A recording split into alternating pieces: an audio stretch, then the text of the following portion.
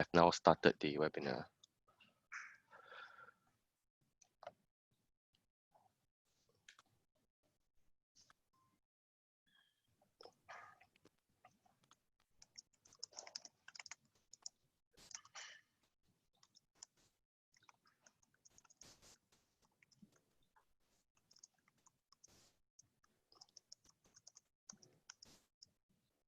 Thank you for taking the time today to join Krypton's Knowledge Series, which is a platform for open discussion on market trends. As a professional services firm, Krypton aims to bring you knowledge and insight to help you understand and educate yourself on these topics. We bring together today's leading business minds to share their insights on key markets. Follow us on LinkedIn to be updated on our next and upcoming webinars. My name is Roderick White. I'm CEO of Krypton Fund Services, and I have the privilege today of moderating today's webinar on Singapore's variable capital company, 6 months into VCC. With the introduction of the variable capital company, Singapore has captured global interest in elevating its position and becoming a prominent option as a funds jurisdiction in the asset management market. Herein and throughout the remainder of the webinar, we'll be referring to the variable capital company structure as VCC. At this time, I'd like to give each of our panelists an opportunity to provide a quick introduction. Martin, can I get you to start, please? Yeah, thank you, Rod. My name is Martin O'Regan. I'm the principal at a company called Solace Fiduciary Services. We provide independent directorship vehicles to fund vehicles, investment vehicles, and holding companies. And we're already active on some VCC funds at the moment, Rod, providing independent directorships. Perfect. Thank you, Martin. Brandon, can I have you give a quick overview, please? Hi everyone. My name is Brandon. I'm the head of corporate law practice at WMH Law Corporation. We're a fairly young law firm. As head of the corporate practice, my specialization, or we try to focus at least on the investment fund space, being at the apex of the ecosystem and everything that's downstream, like the IPOs, the M&As, and stuff like that. We've been quite privileged to have participated in the pilot for the VCC. And since then, we've also been involved in almost 8 to 10 VCCs as well. So have quite a fair bit of experience in that space, and probably take the forum today or the platform today to share our experience so far. Perfect. Thank you, Brandon. Sean, can I get you to give a quick overview of yourself and your firm? Sure. Thanks, Rod. So I'm Sean. Hi, everyone. I'm a VP from Raffles Family Office. So we are a multi-family office, and of course, the VCC has been of great interest to us, helping our clients to structure and to plan their wealth. So I think this forum would give us a good opportunity to share our experience, which we have in the past 6 months dealing with the VCC. Probably we have about 4 or 5 funds in the pipeline, and of course we're still learning as the VCC is still a very new framework to all of us. So happy to discuss and to share my points on the VCC with all you guys. Perfect. Thank you, Sean. And finally, we have Alan Wu, who runs our Singapore office for Krypton and was instrumental in putting together today's webinar. Alan, can you give a quick overview?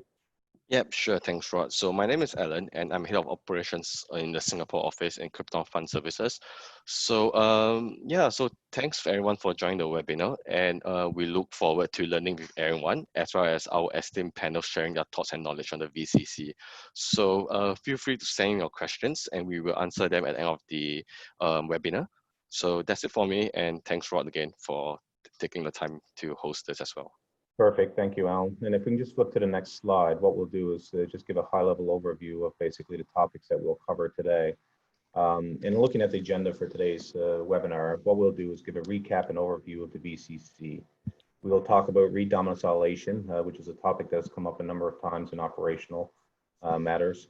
We'll look at the VCC grant scheme, which is definitely important and I guess on the top of everyone's mind. We'll look at the uses of the VCC structure. We'll talk about corporate governance. Another operational matter, looking at performance fees and equalization versus series accounting, AML, CTF. We may touch on tax incentives and most importantly, market and distribution and what we're seeing in the market. Lastly, if there's any time, we'll open up the call for questions. However, any questions that are not answered, don't worry. We'll summarize those and put those in a document, which we'll follow up by email a couple of days following the webinar. To start things off, I thought what made sense is we'll give an overview and a recap for parties on the call which are new to Singapore's VCC. Can I ask Alan to give a quick overview, I guess, and a recap of the VCC and just a high-level overview? Absolutely, Rod. So the Variable Capital Company, or is all commonly known as the VCC, is a relatively new corporate structure designed specifically for collective investment schemes. Launched on 15 January 2020, which coincidentally is exactly 6 months ago, the VCC offers more operationally flexibility for fund managers in Singapore to domicile their investment funds in Singapore itself. Prior to the VCC, Singapore fund managers have used unit trust, private limited, and the limited partnership structure to house their strategies onshore, which all has its own pros and cons. The VCC is set up to eliminate the disadvantages of each of the prior structures, which makes the VCC a very attractive and efficient structure for collective investment schemes. To provide some insights on key features and pros of the VCC, Singapore fund managers now have a structure whereby they are able to issue and redeem shares without approval of shareholders, distribute dividends out of the VCC's capital, something that the private limited regime does not allow, access the numerous tax treaties that Singapore has in place, which is something that the limited partnership structure does not allow as well. It also allows for the inward redomiciliation of offshore funds, as well as allowing the VCC to set up both standalone and umbrella structure, which gives fund managers the flexibility to set up multiple strategies under umbrella structure, at the same time segregating the assets and liability on a sub-fund level. The VCC also looks to build its ecosystem in Singapore with the requirement of local service providers to be appointed. For example, a VCC can only be set up if there is a Singapore permissible fund manager, appoint a Singapore-based corporate secretary, have at least one resident director, and have its books audited by a Singapore-based auditor. And if applying for the tax incentives such as the 13R and 13X offered to investment funds, it will have the need to appoint a Singapore-based fund administrator as well. Today, 6 months after the launch of the VCC, despite the effect of COVID-19 on the economy, we have 86 VCCs incorporated as of yesterday, with a wide spectrum of strategies ranging from traditional long-short funds to private equity and real estate, venture capital, and of course, fintech. So that's the summary of VCC. And Rod, back to you. Perfect, Alan. Thank you for the summary. And actually, I guess that's quite impressive when we look at the fact that in a short period of time, Singapore's got such great traction with 86 VCCs already incorporated in structure. So I got to applaud the industry for the great success on that matter. And looking at that, I guess one of the topics that quite commonly come up in operations is, is it possible to redomicile a structure basically from another existing fund jurisdiction or another country into the Singapore VCC? So I guess, Brandon, if I can get you to give me an overview of key topics to consider in regards to redomiciliation. I'm sure it's a topic that basically other parts of our panel would want to jump in on, because I don't think there is one right answer in terms of what makes sense for all managers. So Brandon, I'll hand it over to you in just in regards to redomiciliation. Yeah, sure. I think in terms of the requirements for redomiciliation, there isn't a lot of prescriptive requirements. The main one being that the fund has to be solvent, right? And I think that there aren't that many other prescribed sort of minimum requirements under the relevant regulations. But ACRA will not approve a redom application if a couple of things, right? The first is if the fund manager that's going to be the proposed fund manager to the VCC does not satisfy the regulated fund manager requirement. I think that's a given. Second one is if none of the proposed directors of the VCC is also simultaneously a qualified representative of the proposed fund manager. That's also a requirement for new VCCs anyway. The third one is more like a policy sort of high level kind of consideration, is that if the proposed VCC is going to be used or likely to be used for an unlawful purpose or for purposes which are sort of like prejudicial to public peace, welfare, and those kind of stuff in Singapore, then that's a reason or basis for the rejection. And the last one is the standard sort of high level national interest, national security sort of reasons. Can't imagine what that might be, but yeah, that's one of the bases for rejection. I think in terms of the 86 VCCs that we've seen in the market today, not many of those are actually the product of redomiciliation. I think there are a couple of reasons, and I think in terms of the redom versus actually setting up a new VCC, the primary part of the key part of the whole process is the part where we need the approval or the cooperation of the corresponding jurisdiction. So if you have a redomiciliation from Cayman, for example, to Singapore, I think a lot of it depends on, or rather the duration of the whole process, a lot of it depends on SEMA, right? Because they need to give the approval, and how long they take to come up with that approval, we don't have control over that. So I think a lot of times, if in terms of a delay in the process, that would probably be at the end of the counterparty jurisdiction.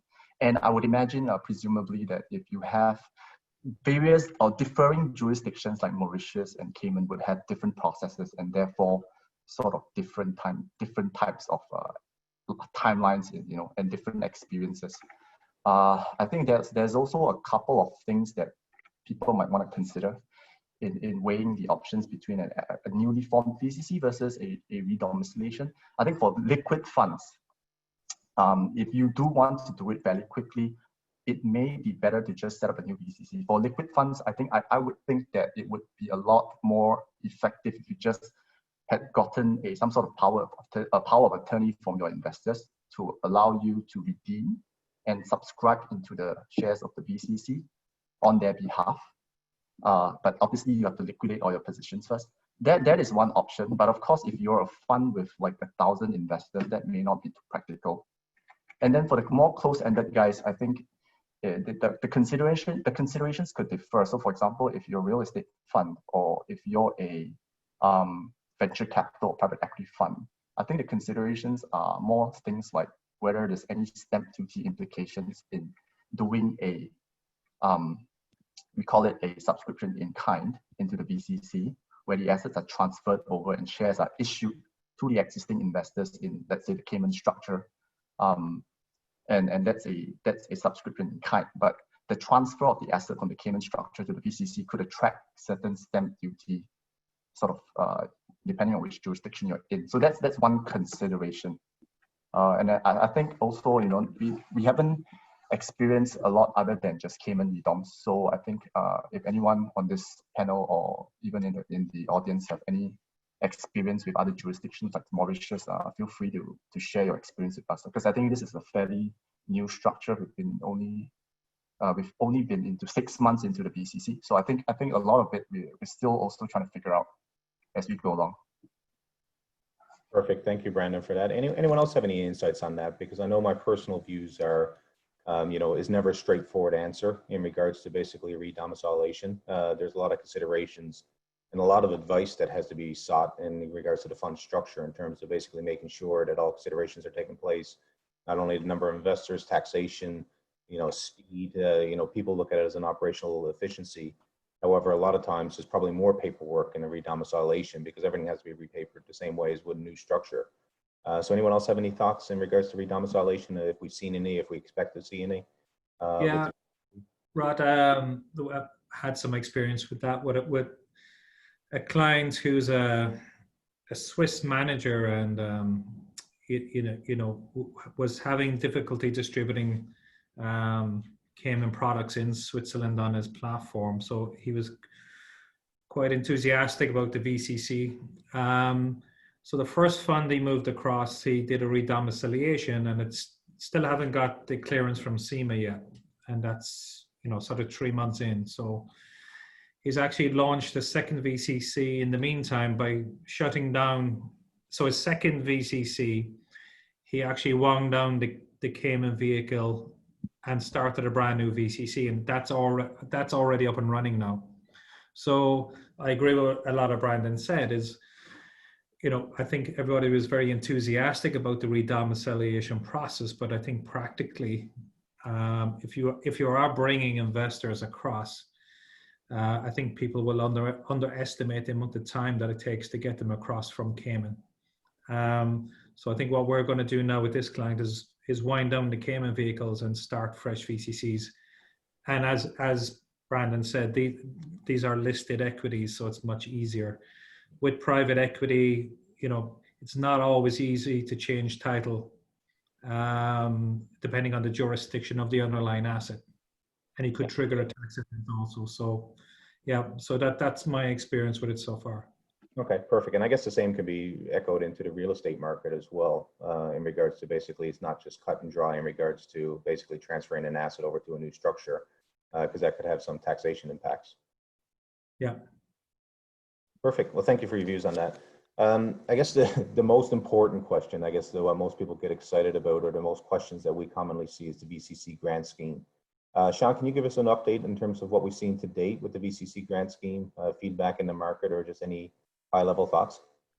Sure. Thank you, Rod. I think, of course, other than the redomiciliation pathway that fund managers can explore, as Brendan has explained, the other option would be to set up a new VCC from scratch in Singapore. So to promote the adoption of this framework, I think the MES has launched the grant scheme to co-fund the qualifying expenses paid to Singapore-based service providers in relation to the incorporation or registration of the VCC.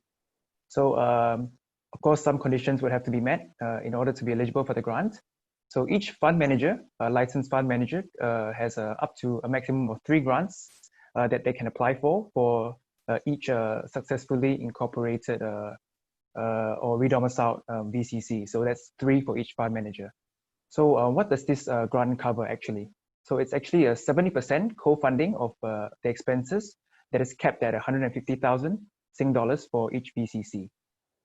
So what do these expenses include? They may be legal services that include the drafting of various legal documents such as the constitution, the info memorandum, the subscription agreement, etc., as well as tax advice or services that include tax opinions on the incorporation of the VCC, as well as tax incentive applications, which we may touch on later, the 13R, 13X, those incentive schemes, as well as administrative work or any regulatory compliance work that you need in relation to the VCC setup. So all these can be applied under the grant scheme. So some things to note about the grant. The grant cannot be claimed solely for registration of sub-funds.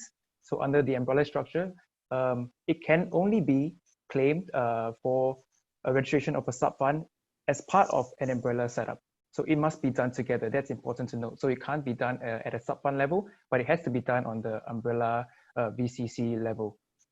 So I mean, how can we go about applying for this grant? So there's an application form actually that can be found or retrieved from the MES website. So what we would need is the various documents in relation to the VCC, the incorporation documents from ACRA, the constitution, etc., as well as the invoices from the professional parties, in the VCC application for their services rendered.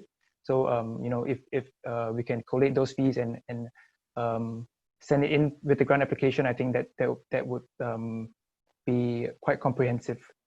So again, I must stress that the grant only covers professional fees paid to Singapore-based service providers in relation to the setup of the VCC. So that excludes any running or annual upkeep costs.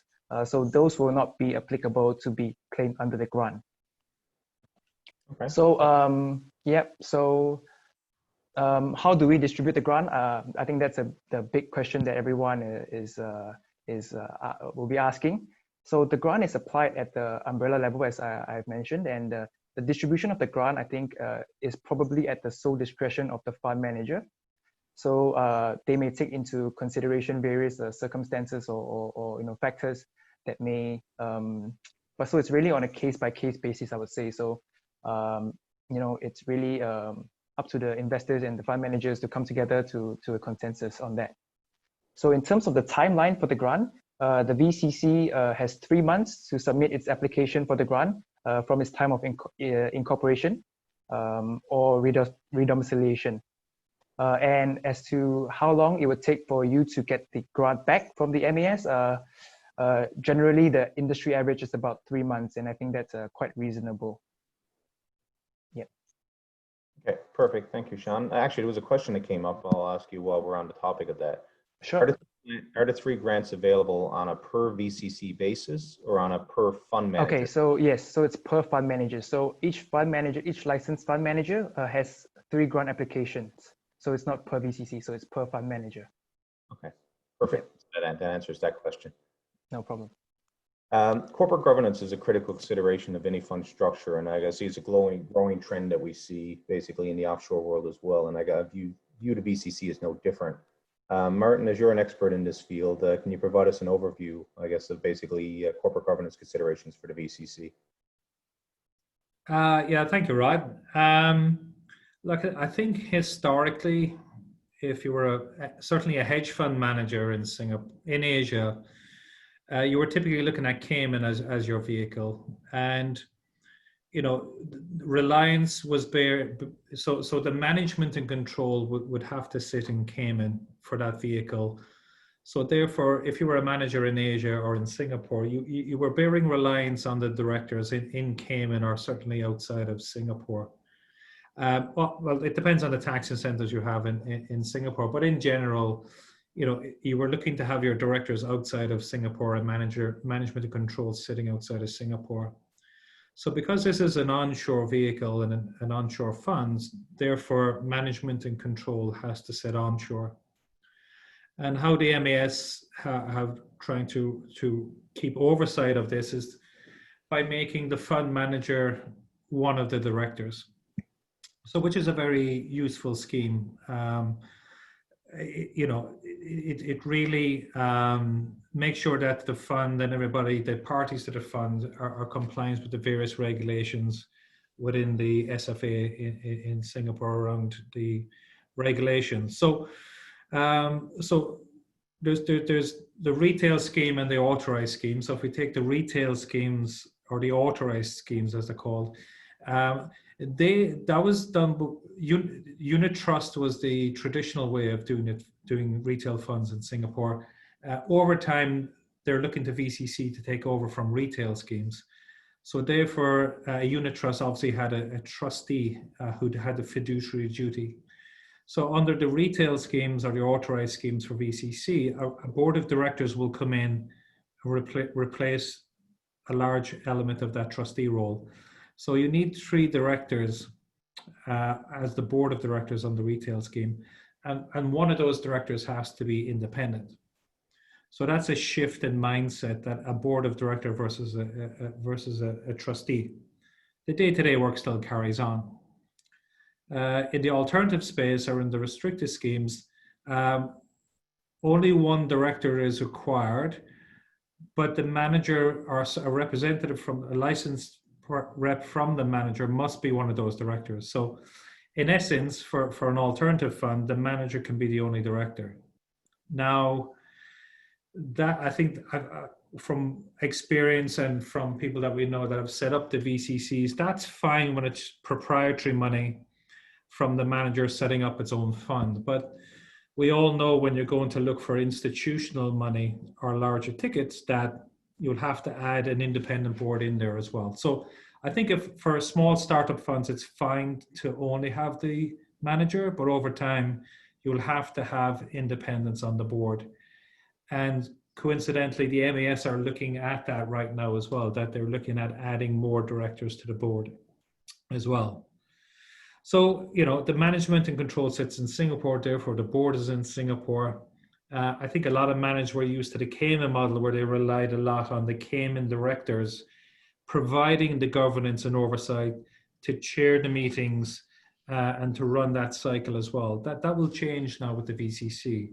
We'll have to have the meetings onshore and direct in Singapore, and you have to. There is an AGM, so it is a Singapore corporate at the end of the day. So you know you have to follow ACRA rules, which is the company's office here.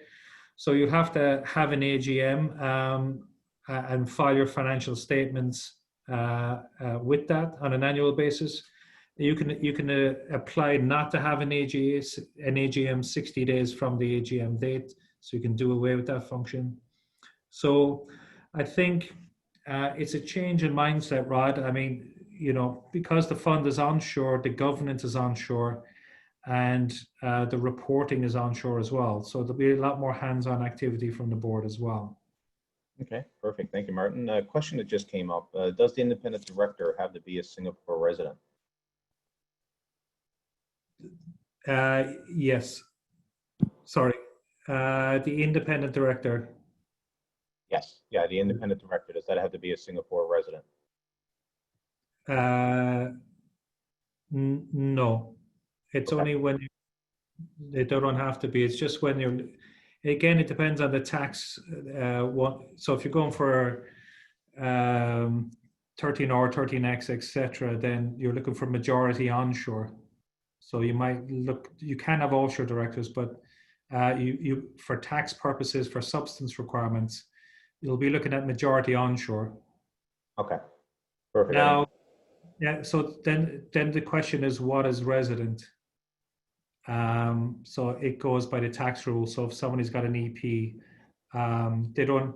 So because it's a Singapore company as well, to form it, then there must be a PR or a Singaporean, but you can also be resident with an EP as well. Okay. Perfect. So yeah, I guess the question is that basically everyone should look at their composition of their board and make sure that it meets the standard requirements, either under the taxation or for a corporate structure standpoint. Yeah. And run that body advisors before appointing. Yeah. So if the manager is Singaporean, then it's fine. It ticks the boxes from all levels. So the requirement that the manager is also director, and also from an ACRA perspective to set up the company. But then if the person is on an EP, they'll have to, maybe add somebody that has a higher residency standard than an EP, perhaps. Okay. Perfect. Thank you for that, Martin. Brendan, I'd like to hand over to you in terms of AML CTS, because on a global trend, we a number of changing fundamental rules, I guess, and basically the way AML CTF is applied. So in regards to the VCC, can you just give us a quick overview in terms of how that's structured in Singapore? Yeah, I think the AML and CFT rules for the VCC doesn't really differ too much in respect, or rather from the other similarly regulated entities under the MES framework.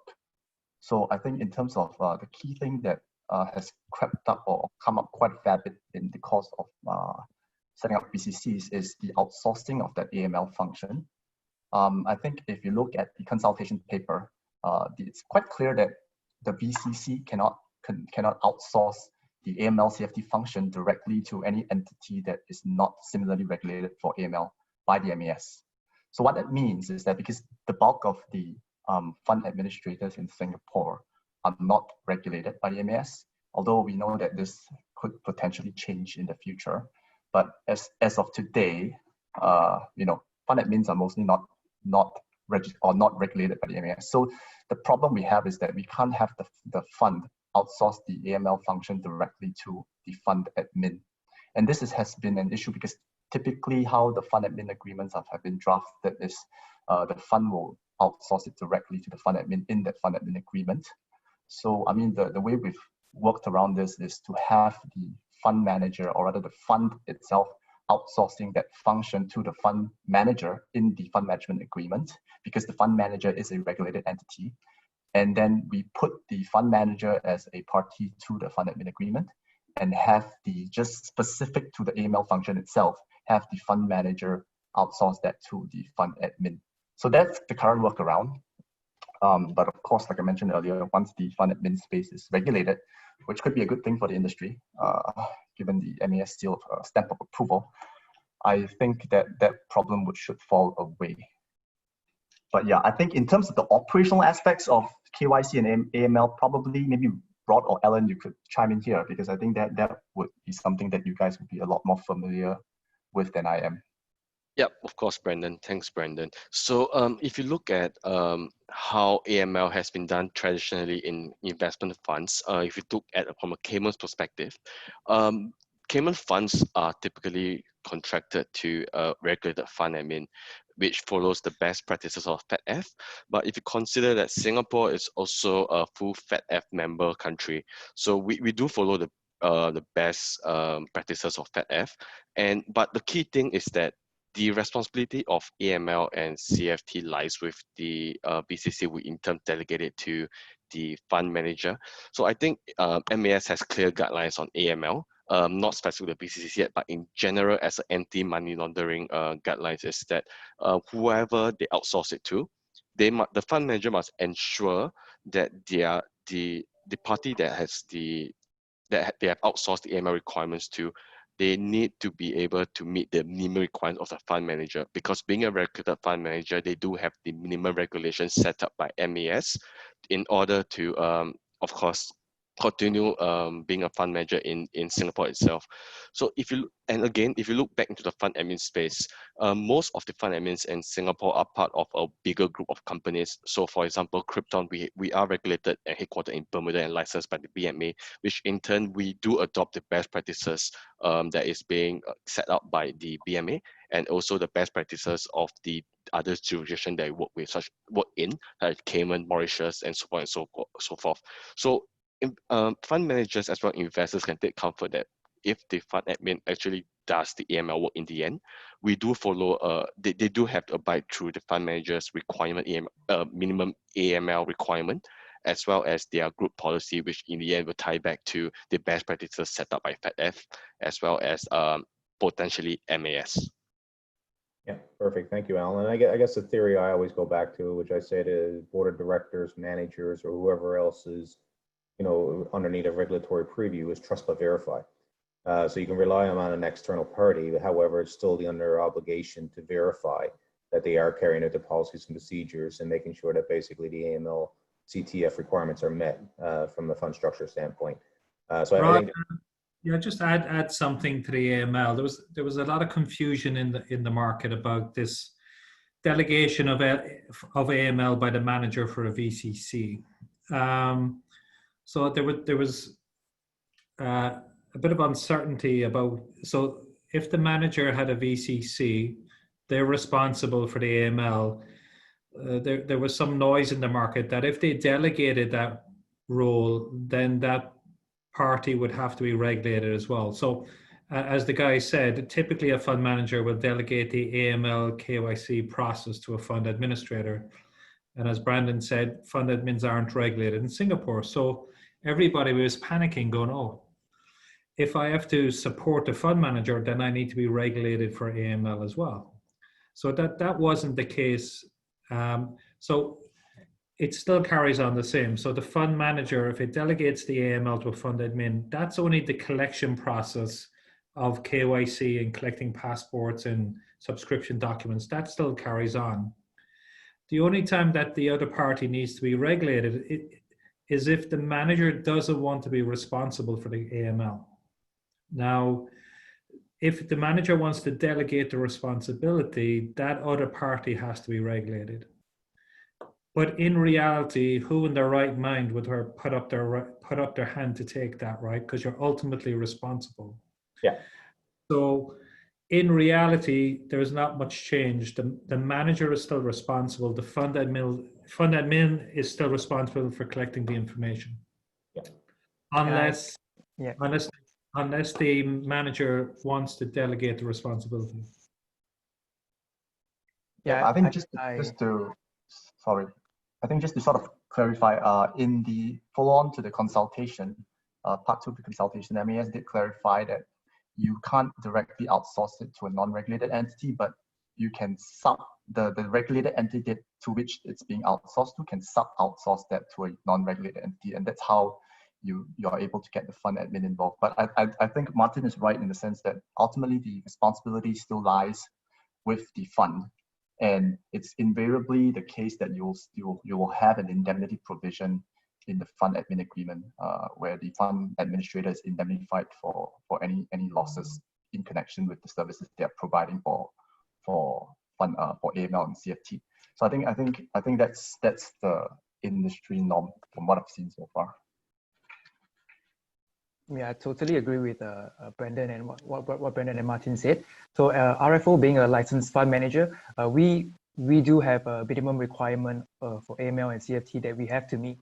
So we do not delegate those procedures to anyone. We work with fund administrators like Krypton or the like to perform these AML and CFT duties. But I think overall, the fund manager has a responsibility to retain such procedures for the fund. I think that's important to note.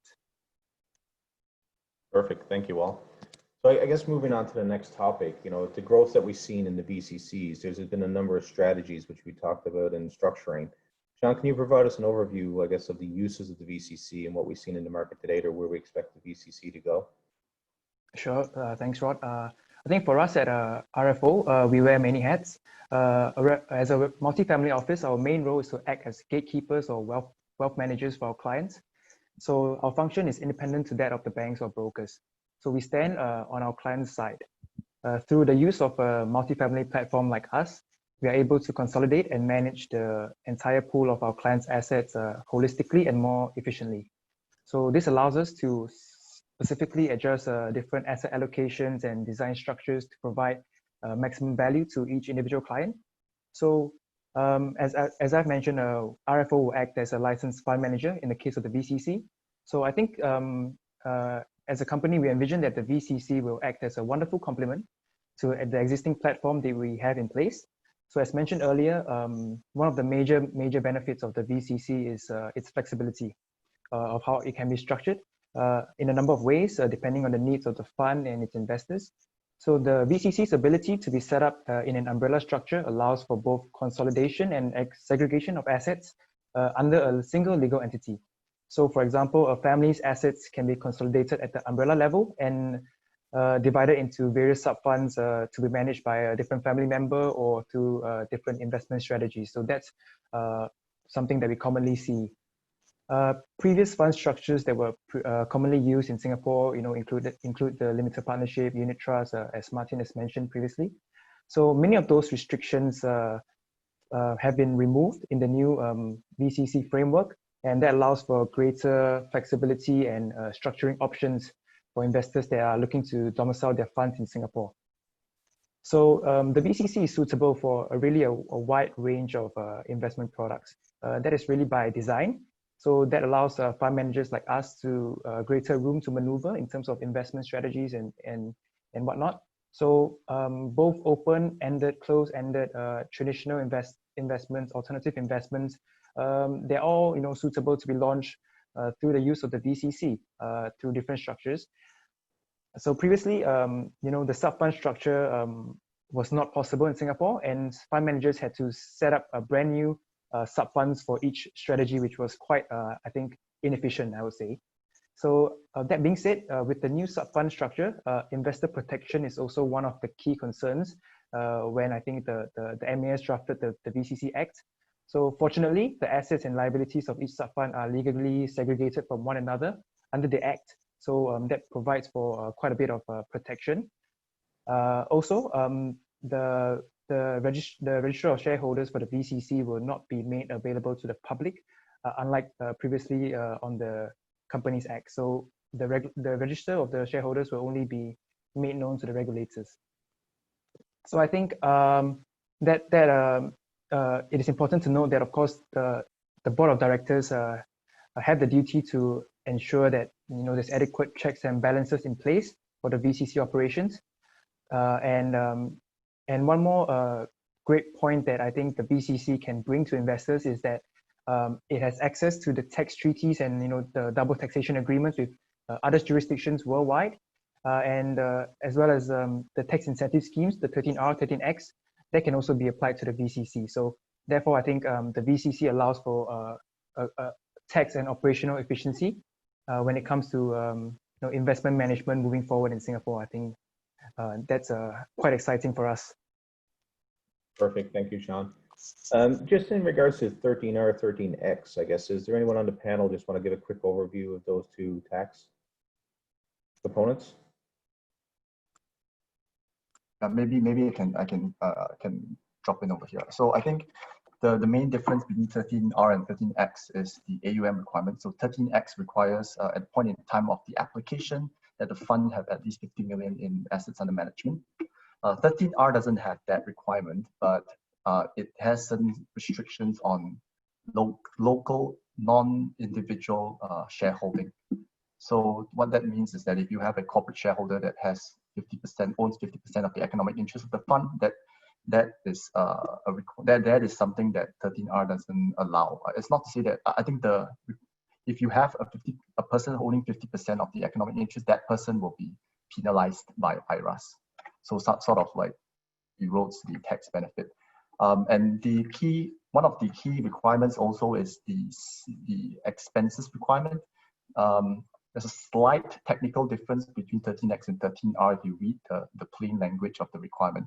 13X requires 200,000 in local business spend annually, and 13R requires 200,000 in business expenses annually. The missing word is local. So, but I think in terms of VCC, the main benefit of the VCC in respect of the tax exemptions is the aggregation component. So if you have a fund that is 20 million and you have two other sub-funds that are each 20 million, on a standalone basis, they may not meet the 50 million requirement of 13X. But at the umbrella level, which is where you apply for the exemption, 20 times 3 is 60, right? So they still fulfill the requirement.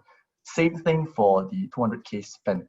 Theoretically, if each individual sub-fund spends 70 or 80,000 a year, as a standalone, they don't fulfill the requirements, but on an aggregated basis, they do cross the 200K mark. So I think in terms of economies of scale, that's what the VCC provides. And I guess also the other thing that I think there is a theory. I think maybe I just point out one of the discrepancy in the practice of certain tax advisors that I've seen in the market. Because once you apply for 13X, you will have to provide your strategy to the MAS. And once that is approved, you can't change the strategy unless you get approval from MAS. So when you have a platform, an umbrella platform with multiple sub-funds, all of which are not related to one another, then the question is, how do you draft the strategy in the main PPM? What would be ideal would be to just say that the strategy for each sub-fund will be as provided in the supplement of that sub-fund, right? But obviously, I think there are some tax advisors that say that this might not, be sufficient for the purposes of the application. Although on the flip side, we've also seen some applications going through where the strategy has been drafted this way. But yeah, so just to point out some of the things that we've seen so far with respect to, Yeah, thanks, Brandon. Rod, I still talk to people about VCC and they think it's automatically tax-free. Yeah. So there is a misunderstanding in the market that VCC has some kind of separate tax incentive. I get the question quite regularly. You still have to apply for the tax incentives under 13 or 13X for the VCC itself. There's still a lot of people think that because it's a VC, it's automatically tax-free. It's not. The tax incentives haven't changed. So you still have to apply for 13 or 13X, which comes up a lot in conversations, actually. Okay, perfect. Thank you for that, Martin. I guess looking at the next operational question that we see a fair bit, and I guess with some misconception in the market, it was on performance fees, equalization versus series. Brandon, can I get you to take that topic? Yeah, sure. So I guess I'll start for the benefit of those who are not familiar. I think equalization and series accounting is just basically two fairly mainstream accounting methodologies in the alternative investment funds industry.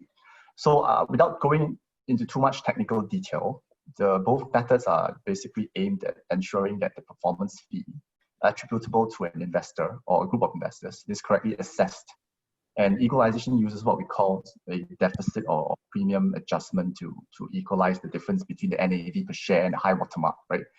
Whereas series accounting basically just tracks the performance fee that is attributable to an investor or group of investors through the issuance of series, in the class of participating shares. Well, what we've seen so far is that there is a view in the industry that posits that the current version of the VCC Act only allows for equalization and not series accounting. This is presumably because under the VCC Act, shares have to be issued and redeemed at NAV. And when you talk about series accounting, each series is typically issued at the same price as the original price.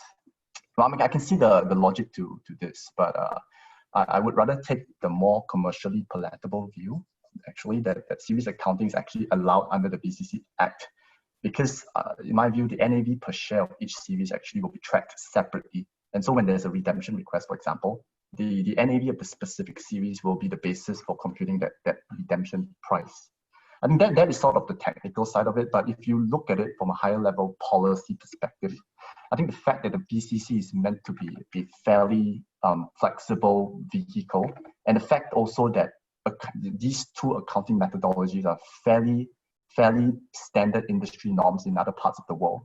And if the VCC or MAS intended for the VCC to be a vehicle that competes with other fund domiciles in the world, I don't think the MAS intended to be prescriptive or restrictively prescriptive about the type of accounting methodology that a fund can adopt. So I actually personally think that both are okay. In fact, a lot of, from what I hear from my clients, the accounting software out there are more tuned to facilitating series accounting rather than equalization. So I would actually think that series is more the industry norm than equalization, or at least the preferred accounting methodology. But of course, Ellen and Rod can chime in based on your experience as fund administrators. Yeah, from a global perspective, what we tend to see, besides the U.S. partnership approach, we tend to see series as more dominating the equalization methodology of choice. Credit equalization or equalization is still used in Europe, however, not as prevalent as what we see in the series methodology. Yeah, I guess just as something that is unique to the VCC on series is allowed. The constitutions are flexible enough to allow you to do it, and you define your offering within the offering document itself. But if it is series, you can only issue the series at NAV. In other jurisdictions, you can issue a new series at $100 or $1,000 and issue contract notes quite quickly after month end. But under VCC, you're not allowed to do that. It has to be at NAV. So that's something that's slightly different than other jurisdictions, Rod. Okay, perfect. Thank you for that, Martin. In the interest of keeping things moving, I guess I got two other topics I'd like to cover off quickly. Martin, and I'll go back to you quickly on this one first in regards to what are your thoughts on the next milestones for VCC? You know, clearly has been quite successful to date. I guess, what are your thoughts on where we see the VCC market moving, I guess, the next 6 months or even over the next 2 or 3 years? Yeah, look, people are saying that Cayman is dead and, you know, Singapore is going to take over from Cayman and all that sort of stuff. Look, VCC is an option now for people at least. You know, historically, if you're looking at a hedge fund with tax, you know, incentives and things like that, you're typically looking at Cayman. But at least now in Singapore, you can look at, if your assets are in Asia and your investors are in Asia, Singapore now is a viable option for you. So I do think that for the smaller managers with Asian focus, VCC will probably be stronger than Cayman on a long-term basis. I think, you know, as it's relatively new, it's only 6 months old, you know, trying to educate global managers about VCC, you know, if it's a global offering, then Cayman is sort of the tried and tested route for the big managers globally. So it'll be hard to that at a certain amount of inertia, right? It depends on where you're at, where your investor base is as well, Rod. I mean, if you're trying to target Europe or US, right? So, but at least it's a good option. I think as well as then once, you know, from the retail schemes, from a distribution play, once Singapore signs up for ARFP, the Asia Regional Funds Passport Regime, then you'll see more managers in the retail space in Singapore opting for VCC as well, because there'll be a mutual recognition scheme across Asia for retail VCC funds as well. So I think, you know, by and large, I think it's very positive news. And also trying to distribute Cayman products in certain locations has become quite tough as well. So from a distribution play, VCC makes a lot of sense. And we have people from outside Singapore looking at Singapore.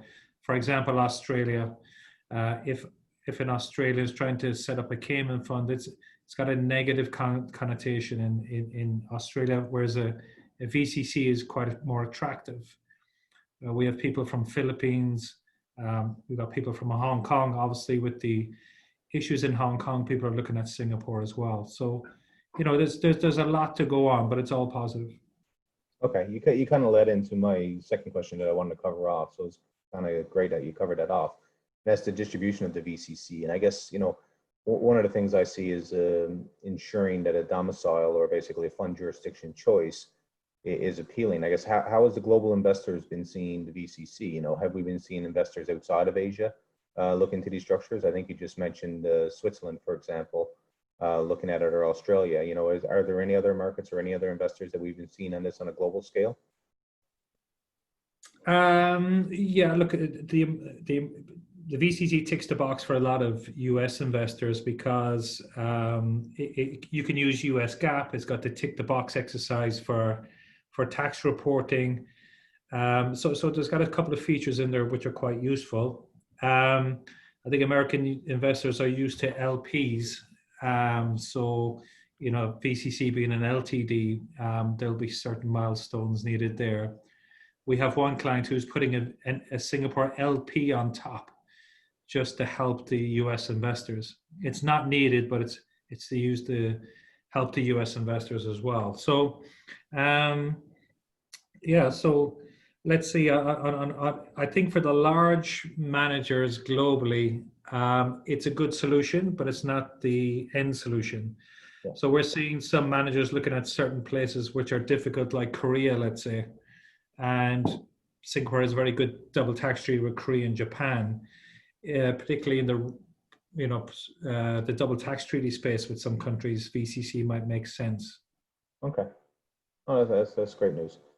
So I guess now we'll turn it over to questions. So what I'd like to do is, for anyone that's attending the webinar today, please feel free to ask any questions. And what I'll do is try to sort these out and go through and ask the panelists various questions. As a reminder, any questions that are not answered during this webinar today, what we'll do is basically summarize those in a document and circulate it to all parties that are attending.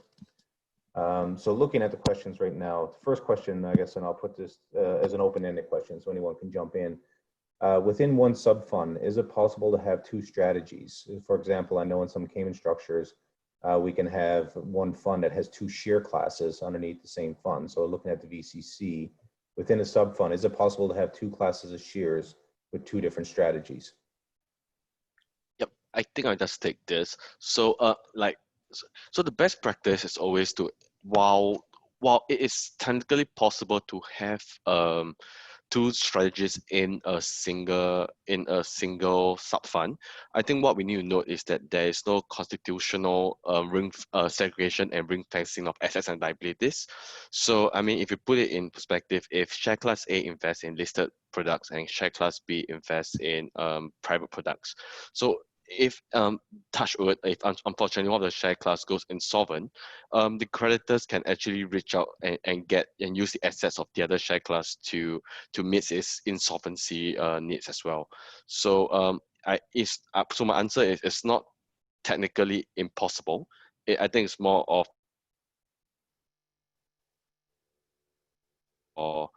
investors of the other share class and strategy, the risk of actually losing assets over a strategy that they are not participating in. Brendan or Martin or Sean, do you want to add on to that? No, I agree with Alan. In fact, we've also been asked whether we can have an umbrella that's both open, that caters to both open end and closed end. I mean, technically, yes, the documents will be a bit more complicated because the fundamental difference between open end and closed end fund is just the redemptions, right? Whether you can redeem or not. So technically possible, but I think you need to figure out. I think the most important question has already been covered by Alan, whether there's effective segregation of assets and liabilities if you do it within one sub fund. If it's intra sub fund or inter sub fund, I think you still get the benefit of segregation. But if it's intra sub fund and it's within the sub fund itself, then yes, that issue arises.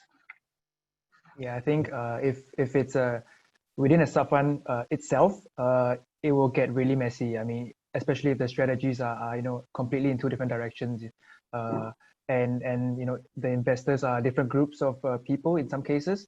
So if it's proprietary money, maybe you can have a think about it. But I would suggest if you have two different strategies, then use two different sub funds. I think that's the most straightforward and the most efficient way to look at it. Yeah, and I think that's the beauty of the VCC with the umbrella structure, that it allows the easily set up of each of these sub funds. So I don't know why you would try to overcomplicate the structure with basically having two classes within an underlying sub. Exactly. So, yep. Comments. Kind of a different question on the same topic, actually, when we look at structuring, and the question is talking about, basically open-ended and closed-ended, I guess, with underneath one umbrella company. Brandon, and you kind of touched on this.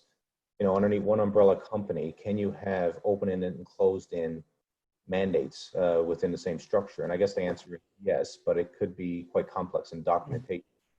So any feedback on that, or any recommendations to the group? I think this is more of an operational issue, because the fund admin also has to be comfortable with the fact that the platform enables both open-ended and closed-ended strategies or funds. But like you said, or you pointed out earlier, from a legal documentational perspective, it will be a bit more cumbersome, but it's not technically inachievable. But yeah, I guess maybe from the fund admin perspective, is there any operational difficulties with having a fund that is set up for both open and closed? No, I mean, to be honest, when we look at historically, we look at the Cayman SPC, we administer each segregated portfolio as if it's a separate fund by itself. I think the biggest struggle, I think, would be, and the most cumbersome part would be the legal documentations, because in the end, all of these sub funds, they do have to follow the master PPM or the info memo, which has the bulk of the general information. So that could be the biggest hurdle to cross in terms of documenting and protecting the interests of both strategies, both open and closed-ended strategies within this whole. Yeah, I think, look, whether it's a Singapore SPC or a Cayman SPC, a lot of the problems are common, but there are some realities with mixing hedge strategy with private equity strategies. Under VCC, the sub funds must all have the same financial year end, which is fine. But let's say you have one sub fund that has to file with CFTC, and then you have another sub fund that is private equity. So you have to have your audits done at the same time. There could be some practical issues by having hedge and private equity and real estate in the same portfolios, which may not be apparent at the time, but it would always be, look, if it's proprietary money and there's not too many investors, it could be okay, but on a long-term basis, you're going to have problems mechanically, I think. Okay. Perfect. Another quick question here I'll put open to the group. May I ask, how often do we need to update the shareholders information for VCC? I'm not sure if that's in regards to basically AML CTF, but I think that's the direction that it's coming from in regards to updating the shareholder information for VCC.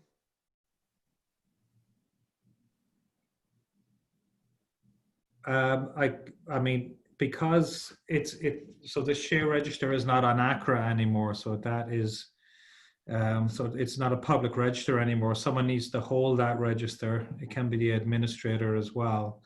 But anytime there's a subscription and a redemption, then you have to update the register. If it's an AML question, then that's standard Singapore AML law, right? So and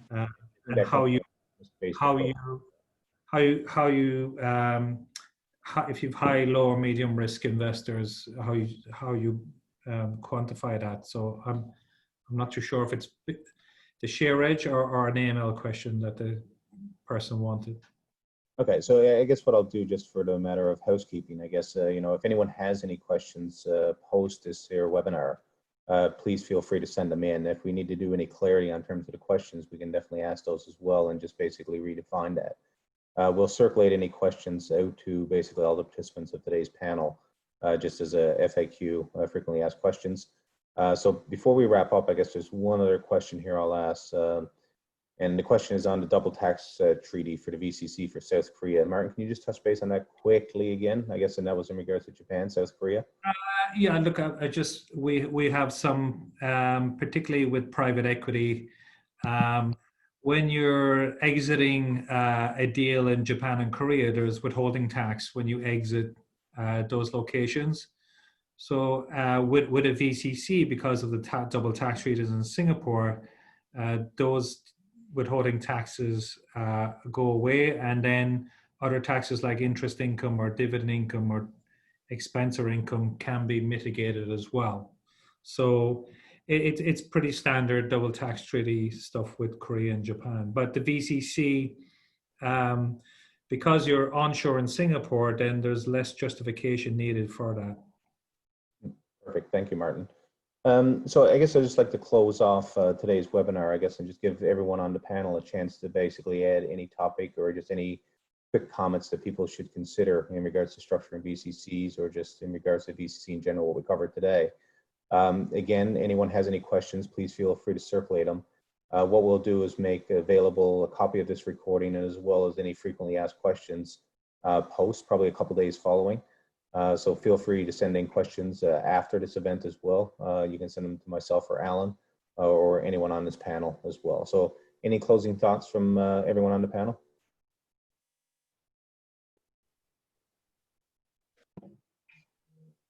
Perfect. Okay. I think we should say that. No, thank you. Look, just thank you to Rod and Alan and the team and the panelists for coming on. It's great to share the experiences with us. No, we had a successful 6 months, and as you said, Rod, anybody on the webinar, feel free to reach out to us. We're more than happy to talk to them. Yep. Yeah. I think, you know, based on the success we've seen to date, I think we'll probably end up looking at probably doing another follow-up in 6 months' time just to recap developments and everything else, because I think, you know, the Singapore VCC with the strength to date will definitely see this as a going concern in the market in regards to basically a viable option. Even we'll see how it develops, whether it just stays as a regional option or whether it becomes a global option. I think, you know, there's still a lot of groundwork to be done, but I think there's been great strides made to date. And we look forward to seeing how the VCC continues in the future. Absolutely. Great. Perfect. Thank you. Thank you all for your time. And with that, we'll close the webinar. Thank you. Thank you, everyone. Thanks, guys. Thank you. Bye.